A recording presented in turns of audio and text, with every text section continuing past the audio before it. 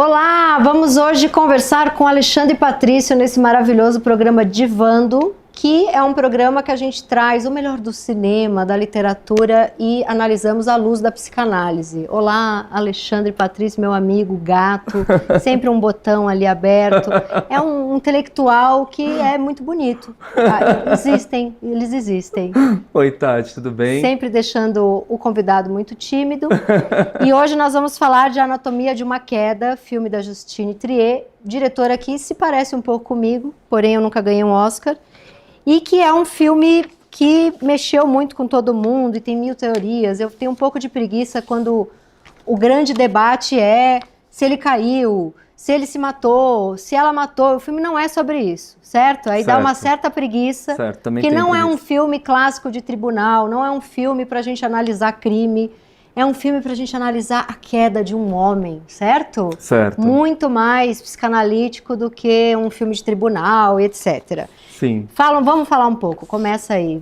Bom, eu acho esse filme sensacional, né? Porque ele provoca o espectador nesse sentido, justamente de você achar que é uma investigação policial, é um filme de tribunal, e a ideia não é essa, né? Sim. A ideia é mostrar o quanto a postura de uma mulher forte incomoda o homem. É isso. Começa por aí, né? Então a gente vê o tempo todo o quanto aquela mulher é forte, decidida, ela é uma mulher baseada na ação, né? Ela é prática, ela é extremamente criativa, ela é bem resolvida com a sexualidade dela, né? Já começa ali ela entrevistando. Pega as mulheres, sensualizou com a jornalista. Exatamente. Nossa, diretora é brilhante. É brilhante. Brilhante porque tá tudo ali, né? Sim.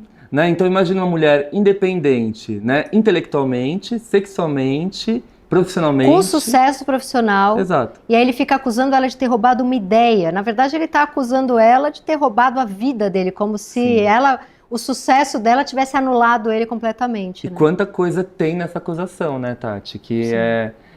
Isso desvela o quanto ele tem uma série de questões não resolvidas e a força dessa mulher é um impasse muito grande na relação deles, né? Tanto que ele se recusa, ele tenta, assim, comer pelas beiradas, ele vai tentando tirar a liberdade dela ao máximo, né? Então, o francês, né, que é o idioma dele, ele quer impor dentro de casa essa língua. Ele faz ela ir ela tá no país dele, ele que resolve ir lá para os Alpes, ficar isolado. Me trouxe aqui para morar com as cabras, né? Sim. E aí ele se incomoda quando eles começam a falar inglês, porque ele queria que falassem francês, sendo que essa questão do idioma, para mim, eu acho uma pérola. Sendo que eles se encontraram no meio do caminho, porque ela fala alemão.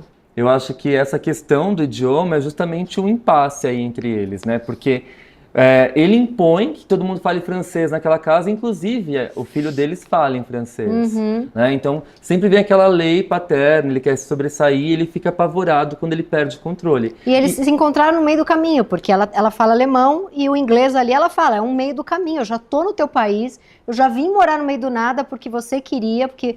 Aí tem uma parte que eu acho fantástica, que ele fala assim, eu não consigo escrever, e ela fala, eu consigo escrever em qualquer lugar, eu consigo escrever em qualquer situação, eu consigo ser mãe e escrever, eu consigo cuidar dessa casa e escrever. Sim. Não tem... E ele fica culpando ela o tempo inteiro. E não só culpa, né? O filme também começa com uma cena muito intrigante, que é ele ouvindo aquele som alto, batendo coisas, fazendo uma reforma naquele Porque ela sótão. tá dando uma entrevista e ele se incomoda com aquilo. Exatamente. E a letra da música, ela é super machista. 50 Cent. 50 Cent. I don't know why. What would you write about? It's somewhere working upstairs, my husband. Eu adoro na parte do filme que o advogado fala que é um filme muito machista e alguém fala... Mas não tem letra. Não tem letra, é só a melodia. É muito bom. É instrumental, ele é instrumental, essa parte. Então, mas a gente fica o tempo todo observando o quanto ele tenta atacar a criatividade dela, né? Isso que você falou, a liberdade dela poder escrever em qualquer lugar, dela poder pensar em qualquer lugar, é algo que incomoda muito ele. Soma-se a isso a liberdade dela, sexualmente falando, profissionalmente falando, como eu falei. Então ele tenta atacar isso de todas as formas, né? Sim. Então ele se vitimiza, falando que ela não fica com o filho, e quando ele toca nessa ferida, ela vira uma fera, né? Porque ela fala assim, olha, você se camufla nessa postura de generoso, de cuidador, e na verdade tem uma grande perversão aí, né? Eu adorei aquela teoria de que esse diálogo, que é brilhante, é das melhores coisas que eu já vi no cinema, é uma resposta aquela briga, A história de um de um casamento, esse né, mesmo. com o Adam Driver, Isso. destruindo a Scarlett Johansson, ela né? mesma, E sim, ela faz sim. uma resposta. Sim, sim. Porque ali ele brilha e é um diálogo escrito por um roteirista homem, né? E o que é fantástico dessa cena também, se a gente parar para pensar, é a discussão de um casal, né? E ali a gente tem toda a anatomia de uma relação, Sim. né? Os bastidores.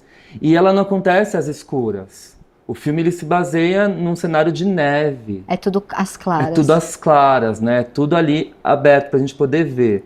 Então por isso que a ideia do filme não é a gente tentar adivinhar se morreu, se foi assassinado, mas a gente poder questionar esse lugar que a mulher fica sempre nos bastidores e aí ela aparece. E o quanto isso gera incômodo. Por que ele grava a briga? Eu acho isso também tão fantástico. E eu adoro que os dois são escritores. Ela é uma escritora de autoficção. E ele estava tentando ser também, porque aí ele grava a briga, né? Eu não sei, eu fico pensando nesse gesto de gravar a briga como uma espécie de... É engraçado isso, porque ele acusa ela de ter roubado a criatividade dele, a ideia dele. Aí é como se ele pudesse...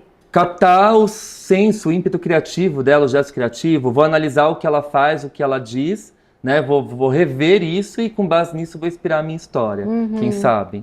Então, sei lá, ele tenta fotografar... Como se ele pudesse roubar a vida deles ali, de certa forma. O gesto criativo dela, né? Porque aquela cena também da discussão ela é muito específica, porque enquadra muito no rosto dela, né? E aí enquadra no rosto deles. Dificilmente os dois estão juntos. Eles estão juntos no momento que ela vai apaziguar a situação, ele começa a se queixar lá no Muro das Lamentações como um bom neurótico que está abraçado com um cacto, né? Sim. Ah, minha vida é miserável por culpa sua, minha vida é miserável. Lugar de vítima. Porque eu tive que abrir mão da minha vida profissional para cuidar do nosso filho, que você, por sinal, não se importa, e ela vai... Bom, mas quem deixa ele sofrer um acidente a ponto de ficar cego de um olho é ele, né? Exatamente. Não, acho que não é à toa que ela coloca isso no filme, né? Sim, sim. Bom, mas a gente vai chegar lá, na metáfora da cegueira desse menino. Que não, chega bárbaro. Já, é agora. É agora? É agora. Tá, então eu acho que assim, a forma que a diretora tende a abordar a castração desse menino, né, ela faz uma releitura do Édipo. Que sentido? No complexo de Édipo, quando Édipo descobre que casou com a mãe e matou o pai, e a Jocasta, que é a mãe, vai lá e se enforca... Ele cega, ele fica... Ele arranca o broche, né, do vestido da mãe e fura os próprios olhos. Né? Esse menino, a gente já conhece ele cego. Então ele já entra nesse Édipo castrado. Então o que ele precisa fazer? Ele precisa derrubar essa ordem paterna, esse pai que aliena ele de tudo. Né? Investigando, descobrindo a verdade, que ele faz inclusive uma experiência com o cachorro. E a mãe é salva pelo filho, senão ela ia ser presa. Total, porque ele investiga, ele vai atrás dessa verdade. Então essa cegueira ela é muito metafórica. Ele quase mata o cachorro, é lindo. Que filme foda, quanto mais a gente pensa nesse filme. E é muito doido, porque os outros filmes dessa diretora eram ok. Ela deu um salto de amadurecimento de 50 anos em 5. Mas também eu fico pensando quanto esse filme fala sobre ela, né, Tati? A gente tá falando de autoficção, Ela deve ter alguma história por aí, né? Ah, eu acho que sim. Ela própria já estava incomodada com aquele roteiro lá que ela se propõe a fazer uma resposta nesse debate, né, na briga dos dois. Então eu acho que tem aí uma relação dela tem mesmo. aparecido muito na clínica esses homens meio castrados por essa mulher? Ah, muito. Poderosa. Muito. E aí eu tava vendo aqui o livro na sua mesa, né, da Liv Stromquist, que eu adoro. Esse livro é demais. Mostra aí, agora que a gente falou. Eu acho A Rosa Mais Vermelha Desabrocha. A Rosa Mais Vermelha Desabrocha, que é bárbaro. E tem outros dela, a Sala dos Espelhos, que é fantástico. Ela é incrível. Ela é sueca, né, uma filósofa, antropóloga. E aí ela escreve justamente isso, né, que o homem ameaçado pela queda do patriarcado, que não está em queda, gente, isso é uma bobagem. A única coisa, eu nunca vou esquecer dessa passagem desse livro, o único poder que o homem tem hoje é de largar a mulher. Exatamente. Então o que aparece na clínica é justamente esse ponto que a gente está falando aqui, que a Liv traz, né? O poder que resta ao homem é tratar a mulher como objeto. É dizer não. É dizer não, é desprezar, é colocar de lado. Então sim, esses homens ameaçados com seu ego extremamente fragilizado, eles estão o tempo todo fazendo esses ataques às suas parceiras, né? E aí a gente vê esse índice assustador de relacionamentos abusivos que cresce a todo instante, né? E que causa tanto sofrimento psíquico. Mas aí eu fico pensando, né? Voltando um pouquinho ao filme, quando ele faz esse ataque a ela, né, na discussão, e se faz de vítima e quer culpar ela pelo acidente do menino, porque ele é o culpado de verdade, né, pelo acidente, e ele quer colocar ela numa condição de culpa. Ele tenta transferir através da identificação projetiva esse sentimento. Eu quero que você se sinta culpada, né, dessa tragédia que eu causei, infelizmente aconteceu comigo. E aí é interessante porque ele tem o narcisismo dele, justamente por conta dessa relação, extremamente abalado. Então esses ataques que ele faz a ela, colocar a música bem alta, bater, construir enquanto ela está dando entrevista, ela não consegue, né, se concentrar para dar aquela entrevista. Aí aquela bolinha que cai já vai contar de uma queda. Tudo Exatamente. É pensado nesse filme. Tudo é pensado. E aí todas essas questões indicam quanto o narcisismo dele é frágil, e para ele poder se sustentar, e isso a gente faz na vida cotidiana, né? Porque relacionar-se com o outro implica que a gente saia dessa bolha narcísica nossa e lidar com a surpresa, né, com as adversidades, enfim, com uma série de coisas que a gente vai encontrar. A gente costuma anular essa diferença. E a gente anula essa diferença ou anula aquilo que o outro nos encanta, né, destruindo. Então, quando a Melanie Klein traz a noção de inveja e ela fala que a inveja é destrutiva, não é que a inveja propriamente dita em si é destrutiva. Eu posso ter inveja e posso admitir isso na minha análise. Olha, eu tenho inveja do meu pai porque ele é bem sucedido, é bonito, tenho inveja do meu irmão, tenho inveja da minha amiga. Ok, assumir isso não vai te fazer mal, né? Você banca, você começa a simbolizar esse sentimento. O problema é quando essa inveja ela não é verbalizada e sequer simbolizada, e o indivíduo ele precisa destruir o que o objeto tem para que ele possa evitar se defrontar com a inveja. Porque o mal está lá fora e não está dentro de mim. Exatamente. Então eu vou desqualificando esse objeto, né? Esse objeto não é tão talentoso, esse objeto é meio... Ela só fez um livro bom porque ela roubou minha ideia. Ela só está escrevendo e prosperando porque eu tenho que ficar cuidando do nosso filho. Exatamente. Porque ela abriu mão da... Ela, na verdade, é uma vaca, ela abriu mão da maternidade. Por isso ela é famosa. Ele precisa destruir ela. Exatamente. E ela, serena, fala, é você que não fez. É você que não foi atrás. Não culpe, né, as minhas escolhas pelo fracasso da sua vida, né? Você fica nos bastidores porque você quer, ela fala. Sim. Você tem um ganho nisso.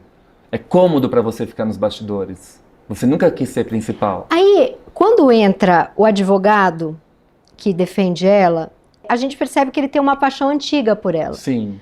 Mas em algum momento ele desconfia que ela matou o cara. Sim. E aí a gente pensa, ama, mas é homem, né?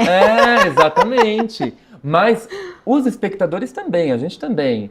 Como você falou assim, a gente odeia essas teorias da conspiração. Mas a gente né? passa por elas, né? A gente passa por elas, a gente tá o tempo... O filho passa por elas, o filho dela. A gente tá o tempo todo julgando, né? E ali o papel daquela assistente social é fantástico. Fantástico, né? fantástico. Porque ela fala assim, olha, a gente não sabe muito bem da verdade, mas cabe a você decidir. Aí ele fala... Mas dá sua opinião, eu quero saber o que você acha, me ajuda, só corta a cena.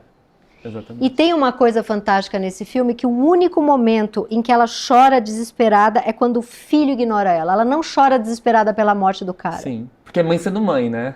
E aquilo tem uma coisa assim, eu só me desestruturo pelo meu filho. O único homem que vai me desestruturar é o meu filho. Sim. Ela, claro, tá sofrendo a morte do cara. Ela sempre fala, eu amava ele e tal, mas você só vê ela chorando muito, desesperada, quando o filho duvida dela. Eu acho isso bonito, porque você fica o filme inteiro falando, cara, essa mulher vai chorar. Porque se ela não matou, ela tem que chorar. Ela tem que sofrer. E você fica, tá meio fria. Mas quando ela se desespera pelo filho, vem uma... E é a gente, de novo, com o nosso pré-julgamento, né? Com o nosso preconceito. Porque a gente acha que todo mundo tem que sentir como a gente sente, né? E é muito bom também que tem todo um machismo ali no tribunal, porque quando ela conta que eles passaram por fases de relacionamento... E ela é muito sincera. O que esse filme mostra pra mim é como uma sociedade não está pronta para uma mulher tão livre e tão sincera. Sim. Porque ela chega ali e fala, o casamento não estava bom, eu quis viver a minha sexualidade, de vez em quando eu pegava mulher, mas ele sabia. Sim. De vez em quando eu pegava uns caras e ele sabia, até que teve uma traição que ele não ficou sabendo, porque foi uma fase que ele estava muito destruído, e aí eu não contei. Gente, isso é a vida normal de qualquer família burguesa que faz tudo sem contar e sem abrir. Sim. Só que ninguém tá preparado para aquilo. As pessoas pensam, se ela trai, ela mata também. Sim. Se ela é bissexual, então talvez ela tivesse ojeriza aquele corpo de homem. Total. Vai para uma coisa de tentar olhar para ela como se ela fosse um bicho, né? Sim. E ela é só a mais humana ali. A gente desclassifica também as conquistas dela, a maturidade dela, a gente desvaloriza isso. Sim. Porque como pode uma mulher ser tão bem resolvida? Exato. Né? Tão segura Não de deve si? ser boa mãe, não deve... Exatamente. Que também se aproxima muito... Uma das coisas que eu assisti sentindo esse filme foi o mesmo sentimento que eu tive conversando com amigos meus do filme A Filha Perdida, né? Baseado no livro da Helena Ferrante. Sim, que é maravilhoso. Que é maravilhoso. Que é a mãe que abandonou ali as duas filhas. Todo mundo culpa aquela mulher, né? Fala assim, nossa, como ela teve coragem, as filhas no auge da infância, né? Sim. Ela vai embora, vai viver a vida profissional dela e fica afastada e depois ela volta. E o mesmo julgamento acontece com essa mulher, com a Sandra, né? Sim. Que é o mesmo nome da atriz. É verdade. Sandra Hüller. É o mesmo nome O filme é tão transparente, banca tanto esse lugar do feminino. Que bota o nome dela real. É o nome da atriz. É muito bom, né? Porque ele conta nada mais, nada menos do que as histórias de uma vida, né? De uma relação burguesa, de um casamento aí de classe média, enfim. Tem uma parte que eu acho fantástica do promotor, que inclusive é um gato porque parece meu analista, um beijo pro meu analista, que o promotor usa trechos de um livro dela para provar que ela é assassina. Sim. Aquilo é muito... E aí os advogados de defesa ficam, você não pode usar um livro... Aí ele, como não? É um livro de autoficção. Aí um deles fala, então, livro de fulano que tem um monte de assassinato, então ele é um assassino, né? Sim. É exatamente isso, né? A gente tenta invalidar a conquista da mulher justificando por outras vias, né? Algo que possa acusá-la e tirá-la desse lugar de poder, né? Sim. Então tenta o tempo todo... O poder dela incomoda todos ali, Todos, né? Como o poder de qualquer mulher. Sim. Né? Como uma independência de qualquer mulher. Sim. E tem uma outra coisa que eu fiquei pensando nessa queda, o título do filme é perfeito também, né? Porque é a queda de um homem, mas eu também fiquei pensando no se apaixonar em inglês, que também Fall in Love. Fall in Love, que é tipo uma queda também, né?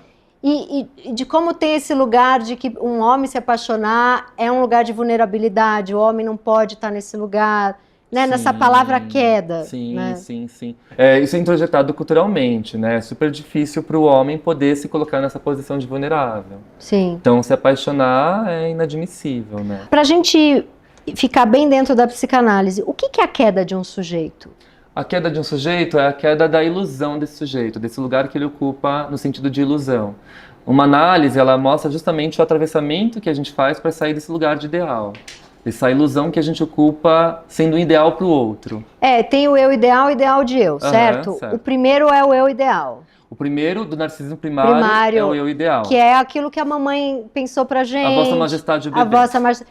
Aí vem o ideal do eu, que é tudo que eu penso que eu posso chegar, que é onde eu queria estar, que é também o olhar do outro, continua tendo o olhar do outro. Que é uma forma de reconquistar esse meu eu ideal. Do narcisismo primário. Exato, que a gente abandonou, porque a gente tem que sair desse princípio do prazer e encarar o princípio de realidade.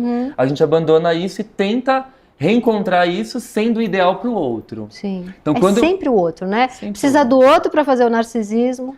Tanto que Lacan vai falar da imagem do espelho, é uma imagem especulativa da ordem do imaginário, porque a gente se reconhece por meio do olhar do outro, né? E aí ele vai dizer que o eu é sempre o outro. E aí eu fico pensando que a queda de um sujeito é quando ele precisa do olhar do outro para sentir que ele existe e o olhar do outro para de admirar ele. Que é o que acontece com essa mulher. Ela deve ter olhado para ele e pensado, esse cara é um encosto aqui na minha vida. Né? Então, mas não somente, né? A queda dele é de fato, e eu acho que por isso está muito atrelada à situação da discussão, a queda dele acontece quando ela aponta para ele que ele é culpado das escolhas dele, e não ela. Então ele sai desse lugar masoquista, de vítima, e ele precisa se responsabilizar. Essa queda é muito maior.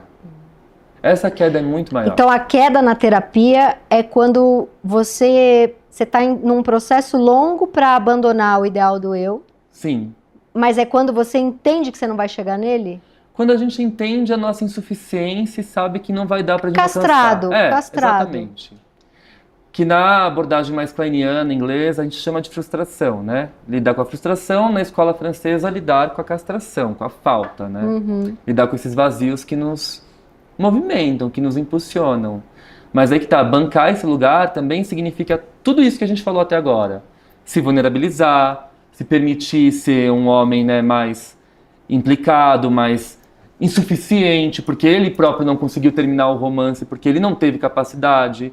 Mas é muito mais fácil culpar a mulher, né, a esposa, do que se responsabilizar, né?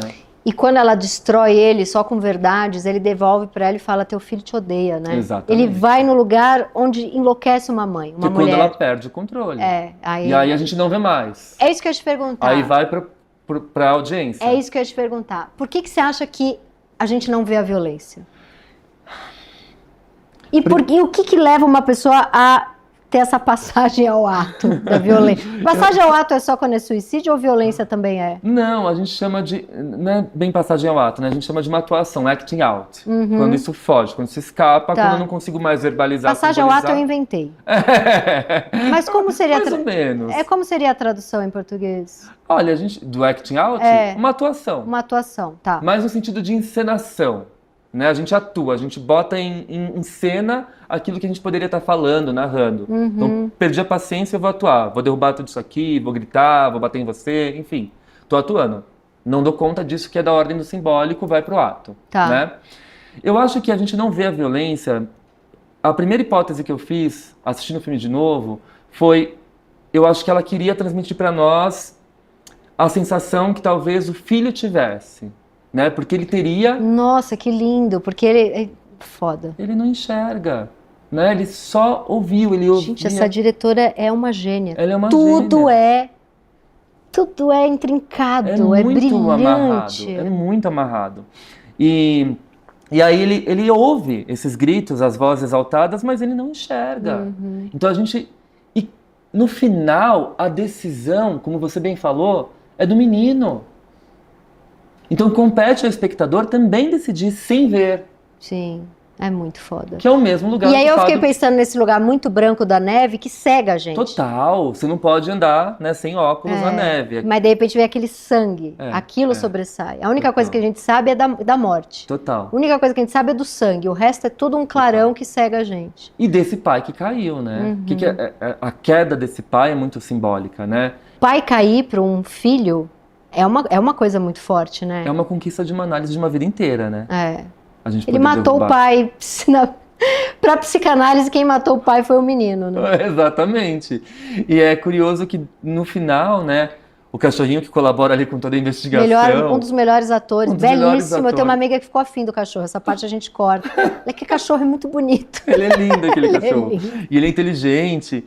E aí a cena final é muito bonita porque o cachorro vai deitar ao lado da Sandra, né? Nossa, o cachorro sabia de tudo. É lindo, meu Deus, a cena que ele deita do lado dela. Ele sabia de tudo, Ele né? sabia de tudo. Ele sentiu tudo, ele ajuda o Daniel, que é a criança, na investigação. Aquele final que o cachorro deita do lado dela é uma balinha pro público dizendo: você que tá aí se matando de curiosidade, não foi ela. Exato. O cachorro deitado do lado dela é quase como... E ela abraça o cachorro e sente uma tranquilidade, né? Ela fica calma, ela fala Sim. isso. E A é muito verdade bonito quando ela aconteceu. tá... É muito bonito quando ela tá com o advogado que defende ela, e ele claramente tá afim dela, né? E ela... Tem duas partes bonitas. Primeiro, quando ela pergunta pra ele como eu era, Uhum, que ela já não lembra mais, e aí você entende o quanto essa mulher se deu pra essa relação. total. Porque ela nem lembra mais quem ela Total, era. Isso é total. super importante, né, pro filme. E no final, quando ela diz, ela fica triste, ela fala: bom, agora que acabou, nem por isso eu tô feliz. Nem por isso resolveu. Sim. Né? Porque aí ela pode lidar com o luto. Sim. Enquanto ela tá lutando pela liberdade dela, o luto Sim. nem chega pra ela. Sim, né? sim. Resolvi e agora. O que vai ter, né? Daqui Sim. pra frente. Fora que teve toda uma comoção, né? De culparem ela, a imprensa, todo mundo Sim, investigando, mas já sim. com aquela intenção por trás, né? De culpar ela é responsável, ela matou sim, esse crime chocou todo aquele vilarejo francês, enfim, né? Sim. Por aí vai. Mas aí que tá, ela é absolvida, mas ela não fica em paz, né? Porque e agora? O que eu faço daqui pra frente, né? Sim. Que é exatamente a mesma lógica do papel da mulher, né? A mulher, ela tá o tempo todo lutando para ter a sua liberdade, e quando ela consegue, tem mais uma luta. Nossa, esses dias eu li um texto tão bom que era bem isso, assim, né? Que não tinha descanso pra mulher. Não tem porque tem um lugar de que nunca chega e é diferente para o homem. Por que você acha? Porque eu acho Porque tem que lutar contra o preconceito, contra a maneira como olham. não é só isso também, né? A mulher, ela é demonizada culturalmente, socialmente falando, né? A mulher é culpada dos males. Lá na mitologia grega, ela que abriu a caixa de Pandora. No cristianismo, foi a Eva que comeu a maçã. E por aí vai, né? A gente tem sempre a mulher culpada, a mulher responsável pelas tragédias do mundo. Então, é claro que ela tem que estar sempre lutando para dissolver os paradigmas, né? Eu acho que uma das coisas que me marcou bastante foi o discurso da Madonna na Billboard, né? Quando ela ganhou o prêmio de Mulher do Ano, e ela vai dizer, fala assim, olha, envelhecer é um processo doloroso na vida, mas sobretudo para as mulheres, né? Envelhecer é difícil porque não tocam suas músicas nas rádios, ninguém quer saber de você, né? Você lança álbum, não tem relevância. Em contrapartida, né, o Paul McCartney, com 80 anos, lança uma musiquinha que tá em primeiro lugar. Lá vem Paul McCartney pro Brasil. Exato, né? E agora ela, com 60 e poucos anos no palco, nossa, o que ela pensa que ela é, né? Nossa, essa tia dançando aí, o que ela tá achando que pode? Então, e aí a gente vai abrindo isso para outras... Mick Jagger, se acaba de dançar, um herói. A mulher dança é ridícula, né? Exatamente. Com a idade do Mick Jagger. Exatamente, Sim. bem por aí. Então, por isso que ela sai absolvida desse julgamento, mas ela não está em paz, porque ela sabe que outras lutas virão. Sim. Talvez para ela poder se recolocar no mercado literário, para ela poder limpar a imagem dela. Eu queria voltar na questão da autoficção, que eu acho isso tão incrível, ela ser uma autora de autoficção. Por que será que a diretora optou por isso, né? Porque desde que a Annie Ernaux ganhou o Nobel de Literatura, porque a autoficção sempre foi essa literatura menor, né? É diário aberto, principalmente mulher, né? Homem que escrevia autoficção ainda tinha um pouco mais... Mulher é que era o textinho de diário, tal. É quando surge o termo, inclusive, o Sérgio Dubrovsky vai falar que não é um estilo literário, Sim. né? É uma forma Ele fala, é uma autoficcionalização de si. Isso. Né? Que ele escreve... Como é que é o nome do livro? Esqueci também. Phys. Isso mesmo. Phyllis. É Phil, que aí pode ser lido como... Não vou lembrar. É Phils, que é Phil em francês. Isso. Talvez, não sei. Isso surge na década de 60, mais ou menos, né? Surge junto com o jornalismo gonzo, que é o jornalista que se coloca na matéria. Ele não vai lá só cobrir a matéria. Então tem isso, mas é homens, né? A gente tá falando do Philippe Legene, ou o Philippe Legene é o amigo dele da autobiografia? É o que escreve sobre autoficção é o Sérgio Dubrovsky. Sérgio Dubrovsky. Isso. E aí tem o jornalismo gonzo que surge. Quando ele vai falar justamente da autoficção, ele vai falar que, bom, não é um estilo literário, né? É uma forma de escrever aí que não merece, né? Ele próprio desmerece. Então, de repente, quando uma autora, mulher, né, ganha o Nobel usando esse estilo, né, que é a autoficção, os olhares todos voltam para essa literatura que se implica, né? E é uma literatura que conta a história muito... Eu sou apaixonada pelo Edouard Louis, pela Annie Ernaux também. E os dois falam a mesma coisa. Eu preciso contar a história de onde eu venho. Essas pessoas precisam... porque tem uma coisa que o Edouard Louis fala que eu gosto muito, que é assim... Tem muito livro contando a vida de um operário, de um pobre. Se é uma pessoa de esquerda que escreve... Esse operário, esse homem pobre, ele é um herói. Se é uma pessoa de direita que escreve, esse operário, ele é um burguês, é um vagabundo. É um burguês não, é um vagabundo, é o cara que assalta, é o cara que... Ele falou, eu preciso contar a história real, porque eu sou um proletário que vem de uma família de operários, então só eu posso contar a história deles, que é exatamente o que a Annie Ernaux fala do pai. Então, a autoficção, ela tem essa carga de contar a história dos oprimidos, né? E ela, como mulher, tem essa... Eu acho que tem a ver ter escolhido que ela seja uma autora de autoficção. Ela precisa contar a história dela, a versão dela do que aconteceu. Sim. Até porque ninguém está muito disposto a ouvir, né? Sim. Inclusive, quando vão ouvir a história dela, usam um livro dela que ela escreve. Contra ela.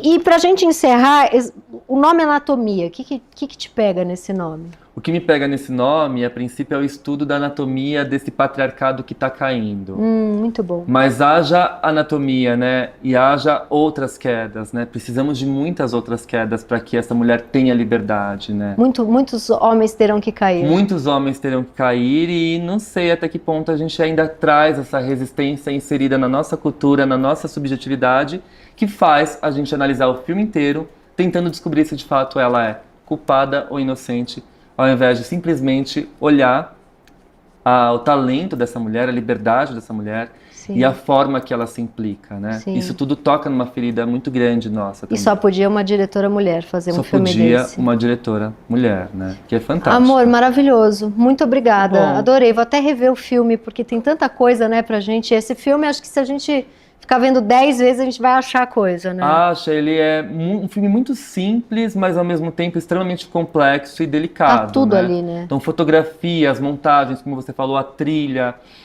Uma coisa importante que eu acho que a gente não falou, pro menino, se a gente for parar pra pensar, que ela fala em inglês, né? E o pai fala em francês. E o menino tem que falar francês para seguir essa autoridade paterna. Uhum. Mas ao mesmo tempo ele é criado nesse meio. Isso me remete um pouco à história da confusão de línguas do Ferenc, né? Aquele texto lindo que o Ferenc vai dizer, a confusão de línguas entre o adulto e a criança.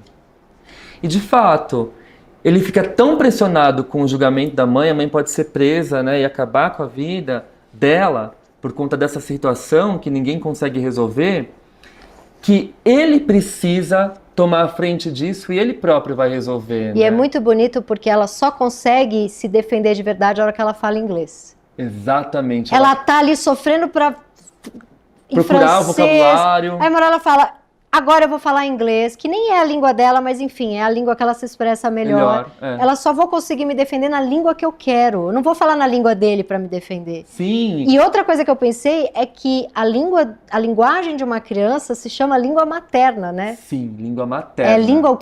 O que a gente fala é a língua materna. Mas língua o pai materna. impõe ali. Ele impõe a língua paterna. Por isso que é tão bonita a queda desse pai, né? A queda desse superego, desse ideal de ego que precisa desmontar para que ele possa encontrar a E uma outra coisa liberdade. que eu percebo, eu tenho algumas amigas que têm uma personalidade bem forte, que, enfim, algumas são muito bem-sucedidas, outras apenas trabalham com o que amam. Uhum. Não estão ainda bombando, mas só de trabalhar com o que ama já é ser muito bem-sucedido. Uhum.